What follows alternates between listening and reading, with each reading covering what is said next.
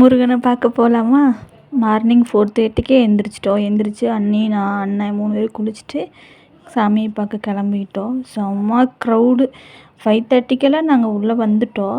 ஆனால் 6:00 தான் அந்த என்ட்ரன்ஸ்குள்ளேயே நுழைஞ்சோம். அவ்வளோ க்ரௌடு. கோயிலுக்கு வந்தா முதல்ல சாமியை கும்பிடுங்கடா.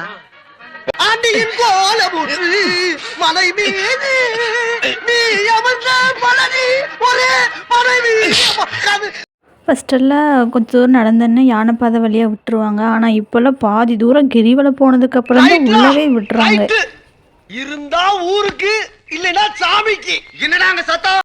நிறைய பக்தர்கள் குழந்தையெல்லாம் தூக்கிட்டு வந்துருந்தாங்க. க்ரௌடு இந்த டைம் எப்பவும் இல்லாத மாதிரி இன்றைக்கி செம்ம க்ரௌடு. 6 மணிக்கு ஸ்டார்ட் பண்ணி எப்படியோ 12 மணிக்கு தான் மேலேயே போய் சேர்ந்தோம். மேலே ஏறினேன்னு எல்லாத்தையும் வீடியோ எடுக்கலான்னு ஒரு வீடியோ எடுத்துகிட்டு கிளம்பிட்டோம்.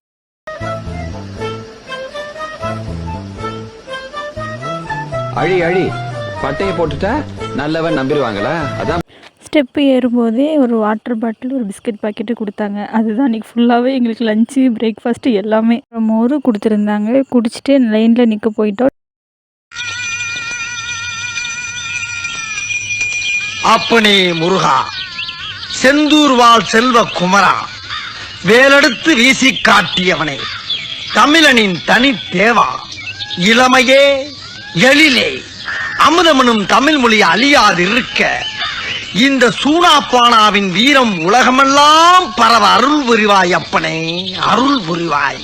அப்படி 12 மணிக்கு போயிட்டு 3 மணிக்கு தான் சாமி கும்பிட்டோம். சாமி கும்பிட்டு கீழே இறங்கும்போது காலில் நடுங்க ஆரம்பிச்சிருச்சு.